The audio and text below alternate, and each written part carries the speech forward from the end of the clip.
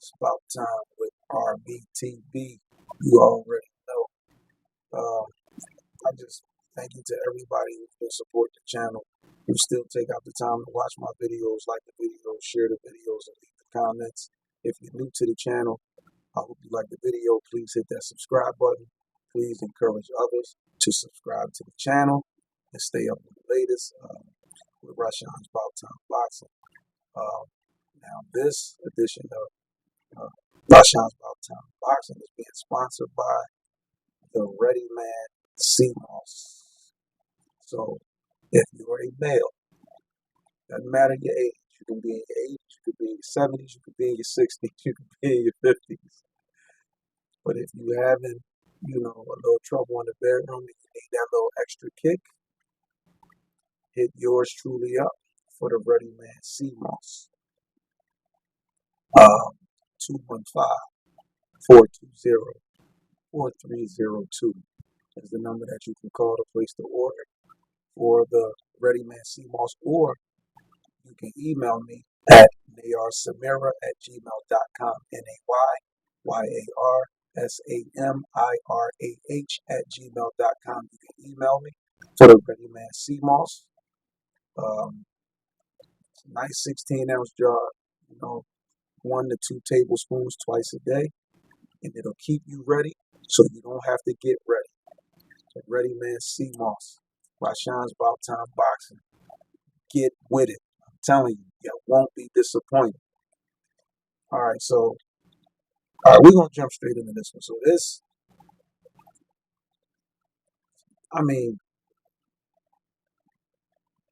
Brian Norman Jr. and his father. But now you got, all right, so let's go back. It was already, all right, so this about Jaron Ennis and Brian Norman Jr. and the stuff with Virgil Ortiz. So a lot of people may not have been privy to certain details pertaining to when Jaron Ennis declined to fight Virgil Ortiz the first time around. And everybody was all over the internet, everybody. And Boots, shout out to Boots, because Boots stayed quiet throughout the whole thing. And then he did his interview with YSM, shout out to YSM Sports, who got the exclusive interview. And that's when he talked about, why he, the details surrounding why he didn't take the fight. So for those of y'all who wasn't privy to it, some of y'all ain't gonna like what I'm gonna say, but I don't care about that, but when you privy to certain information, you gotta, like I said, you gotta always tell, speak with the facts are. So what happened was Virgil Ortiz's team, when we running this back, Ortiz's team went to Team Ennis. They went to Eddie Hearn, and they said Virgil wanted to fight Boots. This is when Boots was still at 147. He said they wanted to fight Boots at 147 for the IBF title. When Eddie Hearn took the offer to Boots said, set it up. I'll take it. When Virgil Ortiz people got the response that Boots accepted the fight at 147, then they changed it and said, oh, we made a mistake. We wanted to fight at 154. Now, I think this was strategic on Team Ortiz, side. Was like, look, how can we make this look like we want to fight this kid without really fighting him, and try to make it look like he didn't want to fight us? And if y'all say, some of y'all might look at this video and say, yeah, boy, you tripping. You smoking rocks. You this, you that. I done heard it all. Now, I heard people say that about stuff that I said in the past, and then the facts came out. You see, and this information is out there for y'all to research yourself. So that's why I said some of y'all gonna disagree with what I'm saying, but I don't care about that.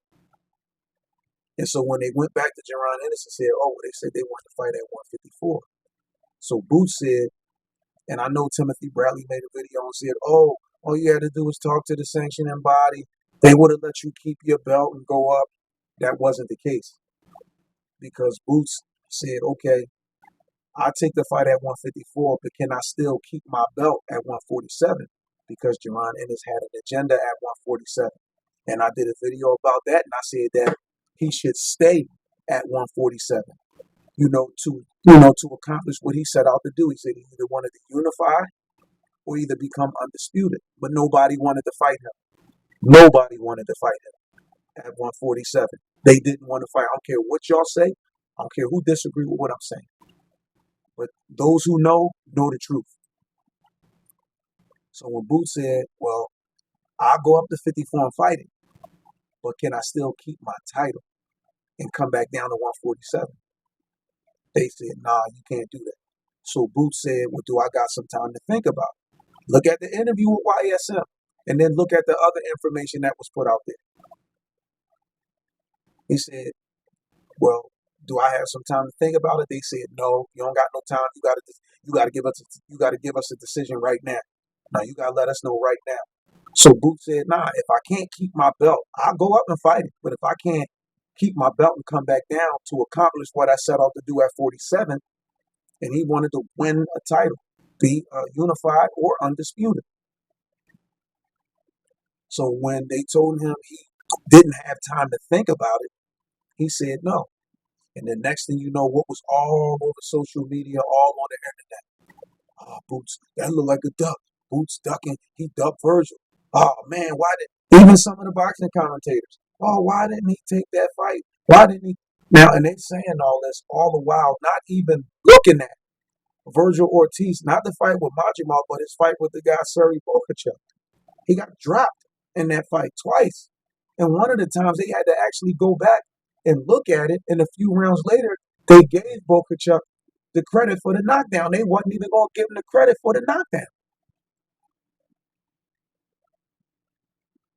And yeah, we know styles make fights and all that. Yeah, we know all that. Those of us who understand, how the styles do and don't translate or match up in the ring and all that. But Virgil Ortiz, I'm telling y'all, a lot of y'all, and I'm not taking nothing away from Virgil, but Virgil Ortiz really is a one-dimensional type of fighter. I'm telling you. No disrespect to Errol Spence. I said Errol Spence was one-dimensional. And I said that Terrence Crawford would beat him, and I said Bud would stop him. And I explained, and I broke and I gave all the details about why he would stop him. And I said Spence is one-dimensional. He fights one way. He got one style. Virgil Ortiz fight one way. He got one style. If he gets hurt with that style, there's no adjustments for Virgil to make. None. And he was walking in the shots against the guy, Sergey Bokachev. Y'all don't believe me? Go back and watch the fight yourself. So when Boo said, well, if I can't go up to 54 and fight him and keep my belt at 47 so I can come back down and stick to my agenda, then no, I'm not going to fight him. So everybody said Boots was ducking, or he ducked Virgil Ortiz. He's a duck. He's ducking. Everybody said that. He's ducking. But I want to play something for y'all. And then I'll elaborate after I play this. I'm going to go Golden Boy ordered set out that big event. Jaron's new extension with us has signed for all of those terms to fight Virgil Ortiz next. So we're in January, February, whenever that's going to be. And the plan is for Boots to fight in October, Virgil to fight in October, and then they're straight in. So people can own this. We have signed for that fight. And it's not, oh yeah, but what terms did you sign? No, we signed the terms that everybody agreed. Very fair for both fighters. I mean, it's pretty transparent what the deal's going to be. It's a massive fight for US boxing, so hopefully Virgil Ortiz steps up and we give American boxing what I think is one of the best fights in the sport. Now, for those of y'all who may not got it, I'm gonna play it again. I'm gonna play it again. I'll make one thing clear as well. We have signed Jaron Ennis to fight Virgil Ortiz. We had a meeting with the Zone and Go Golden Boy. All the terms were set out for that big event. Jaron's new extension with us has signed for all of those terms to fight Virgil Ortiz next. So we're in January, February, whenever that's going to be. And the plan is for Boots to fight in October, Virgil to fight in October, and then they're straight in. So people can own this. We have signed for that fight. And it's not, oh yeah, but what terms did you sign? No, we signed the terms that everybody agreed. Very fair for both fighters. I mean, it's pretty transparent what the deal's going to be. It's a massive fight for US boxing, so hopefully Virgil Ortiz steps up and we give American boxing Well, I think he's one of the best fighters in the sport. Now, you heard Eddie Hearn said it was a meeting with the Zone and Golden Boy. It was a meeting with both parties. Everybody know when you're trying to make a fight, there's a term sheet. He said the terms. We signed. You have to sign the term sheet before you can even sign the contract. He said, we have signed. Jaron Ennis got his extension with the Zone, so he's co-promoting with the Zone. And he said both parties met with Golden Boy, with Oscar, with the Zone and Golden Boy. And we've agreed to all of the terms for both fighters. So we have signed to fight. Now, we know Boots is fighting in November. Now, mind you, let's go back a little bit. When Boots announced that he was going up to 147, when he announced he was going up to 154, the first fight he said he wanted was against Virgil Ortiz. And he wanted to fight Virgil initially in August, this month. When Virgil said he wasn't going to be ready, nobody said Virgil Ortiz was ducking Boots. Even then, nobody said it. Now, Virgil Ortiz team is saying, oh, there was nothing signed. There was no terms. We didn't agree. Now they're saying none of this stuff was agreed upon.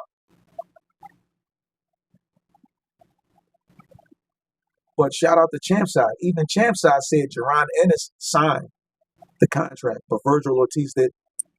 Nobody's calling Virgil Ortiz a duck. Nobody said Virgil is ducking Boots. I don't hear nobody saying that. But when they thought the shoe was on the other foot, and they asked Boots, when Boots asked them, well, do I got time to think about it? No, you got to decide right now. So he had no time to even think about it. So he said, no, I'm not. But luckily, he stayed at 147. He was able to, get the WBA.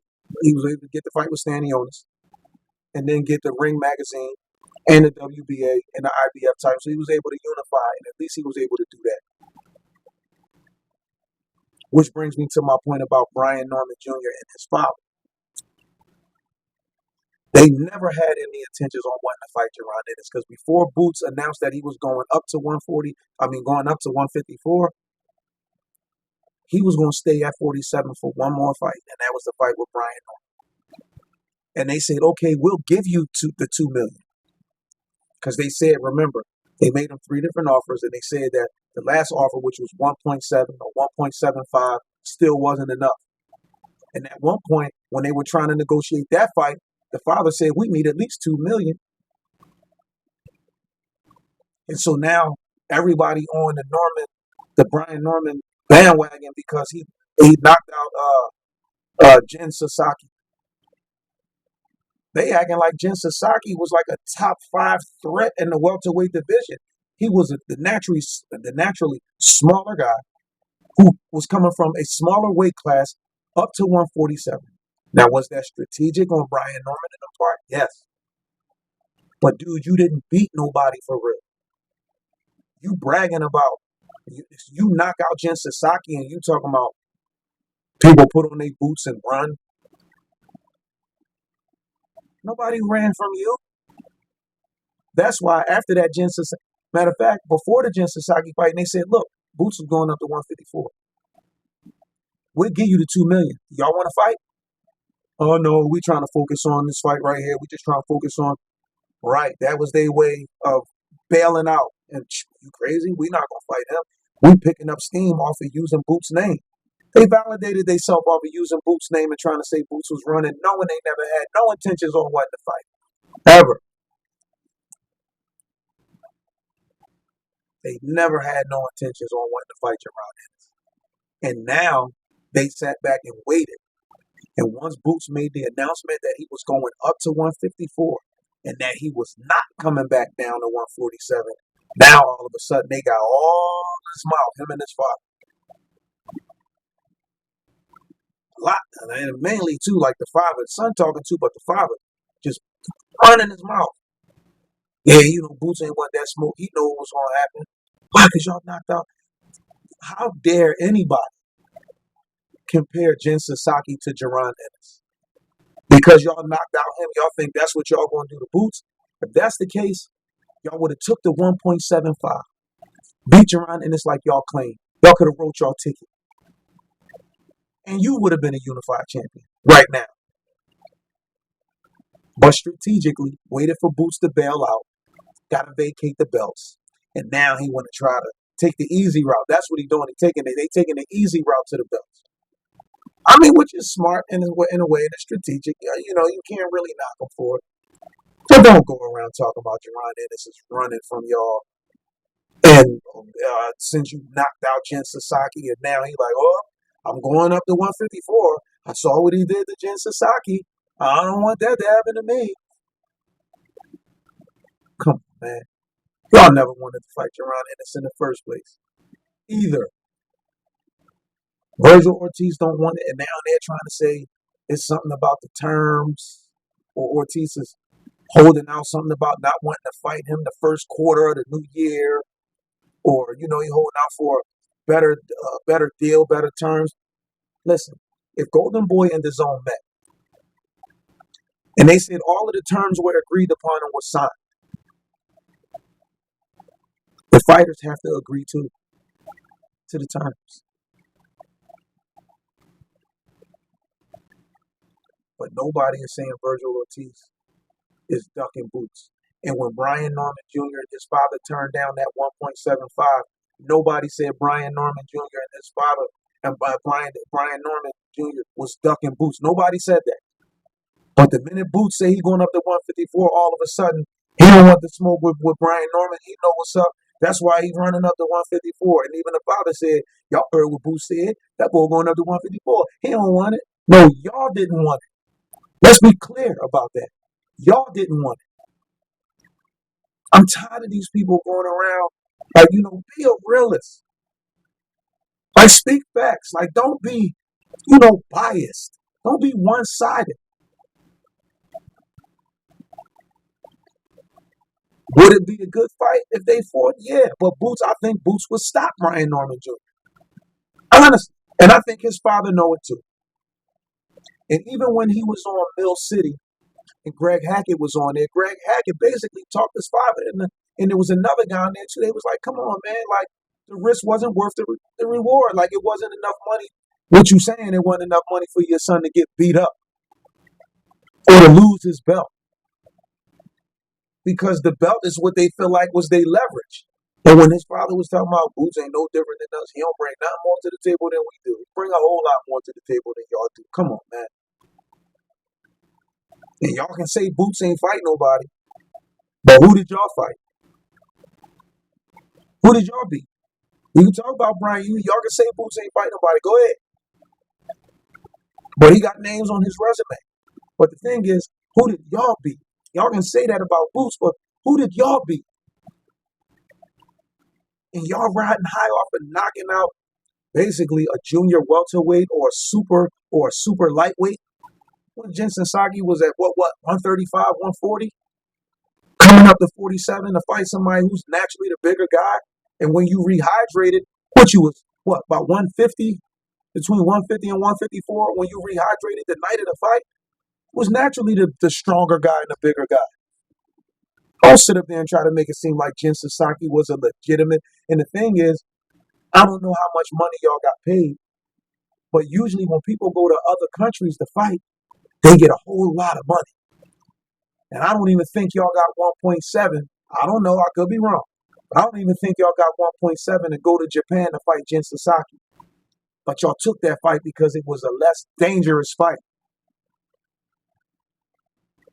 And y'all was confident that y'all could beat him. But if you had that same confidence when it came to Jaron Ennis, y'all would have took the 1.75 and signed the contract. But that wasn't the case. So with all these people out here, please stop saying that Boots is ducking and running when clearly nobody wants to fight him. Lima stepped up to fight him. Lima stepped up to fight him. I guarantee you, if they would have asked Fundora if he wanted to fight Boots, Fundora would have said no. I bet you. Tim Tszyu would have said no. But Tim, he might have. But, I know they just, he just had a whole nother fight and all this stuff. But I'm just saying, if they wasn't just coming off of fights and all that. But the 154 division is crowded and is loaded and nobody can hide. Jamel Charlo, definitely not gonna fight Jaron Ennis. He's not. Charlo, in his 30s, on his way out, he looking for all fights that's gonna bring him some money, so that he can put some cash up. He don't care about legacy no more. He was already undisputed and all that, so he don't care about that. And then instead of y'all saying the people don't want to fight Boots and y'all want to call Boots a duck, I don't hear y'all talking about the people not stepping up wanting to fight him. I don't hear y'all saying that. You gotta stop being one-sided. If it was a situation where it really looked like, you know what I mean, like he was ducking or whatever the situation is, man, like I said, I would be truthful about it and I would say, yeah, that's what it looks like, yeah. But no, when y'all understand, the ramifications of these situations, but y'all not even researching that deep to even find out. Y'all just looking at what's on social media and then y'all taking that and running with it. That's why the Normans want to fight Devin Haney. They looked at when Ryan Garcia and they said, look, that boy was juicing and was doing that to that boy. You hit like Ryan Garcia on the juice and you had a bigger weight. So they picking the smartest, safest fights for the most money. And they're going to make a couple million fighting Devin Haney. But it's because of who they're fighting. It's not because of them and what they've accomplished and who they beat. That's not why they're getting that money. Because up until because it was only, he was only getting, what, 100,000, 200,000, and stuff like that, 90,000 or something like that. They weren't getting no whole lot of money. But they used Boots' name, threw it out there about the whole sparring thing. When, shout out to JYD, look out for JYD, 12-0 with 11 knockouts. He coming through, you know what I mean, working his way up. Look out for JYD. Y'all follow him on Instagram too at JYD. Follow him. But he told the truth. He was in there. He even went on the Porterweight podcast and said, look, I was there. Boots hit the boy with a body shot. And if that was a real fight, it would have been done. And he said, look, I got all the respect in the world for Brian Norman. It's popping all them, but come on, man. All this stuff they saying is BS. They know what happened in there. And even Bozy said the same thing. Bozy said, look, man, I got the text messages between me and his father. I'm trying not to, I don't want to put this stuff out here, but, he keep running his mouth. If y'all want to fight, sign the contract and let's fight. It's settle it there. Sign the contract. But they rather just, they rather just, they want to keep dangling, the thought of fighting them because it's bringing attention to them. That's what it's doing. And they can say all they want. Man, we don't need Jaron Ennis. We ain't using this thing. Yes, it is. Because y'all using Boots to promote y'all stuff. Every time something come up, when he beat Jen Sasaki, what you talking about Boots for if you beat Jen Sasaki? And then in his other fights, who he fought? Derek Cuevas or whoever, somebody, I think he was supposed to fight us or something like that.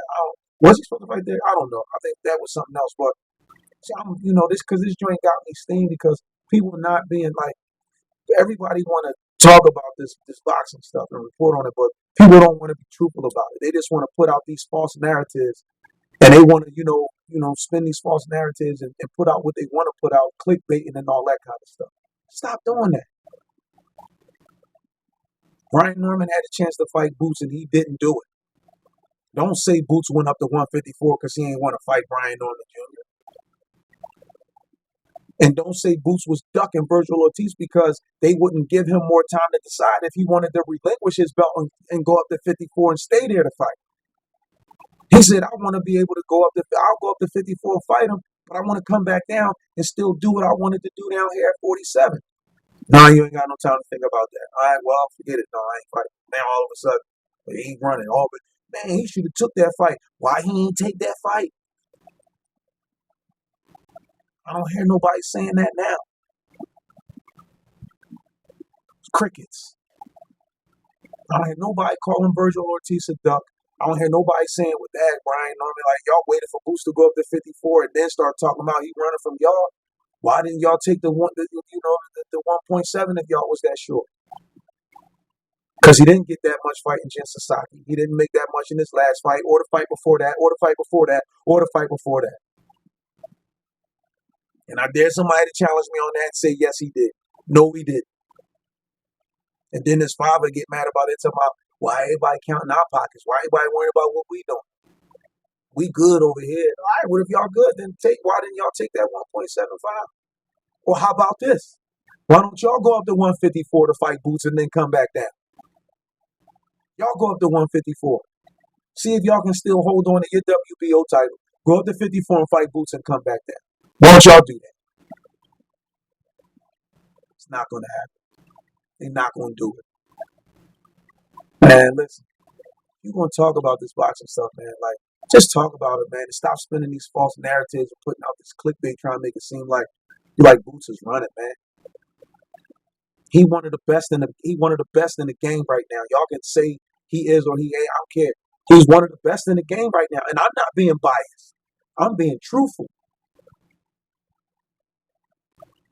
And look at all these other people who got title shots and became champions, some of them with less than 20 professional fights. Look at the politics that worked against Boots and all the work he had to put in.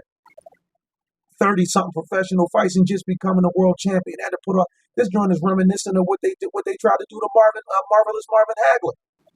Don't even make no damn sense. All this work he had to put in. And when everybody kept talking about, oh man, he ain't fighting nobody. He fighting these type of people. He fighting these type of people. But every time he call out the big name people, what y'all say? Oh man, it ain't worth them fighting him. What they gonna fight him for? It ain't worth it. You know what I mean? Boots ain't the draw, all this, that, and the third. But if y'all claiming he ain't beating nobody and he calling out these big name people, then let them get busy. And if he lose, then y'all can talk y'all trash. But don't make up excuses for the people who running and for the fighters who don't want to fight him and then turn around and say he the one ducking. Come on, man, it don't make sense. As they say, make it make sense. But this is all I got for now. And don't forget, like I said, email me at nayyarsammirah@gmail.com. Get your ready, man, CMOS. I don't care if you're in your 80s, your 70s, your 60s, your 50s, your 40s, your 30s on up. If you're having problems in the bedroom, the Ready Man CMOS will get you back on track, guaranteed. Email me at nayyarsammirah@gmail.com. Put your order in for that Ready Man CMOS. Let's get it.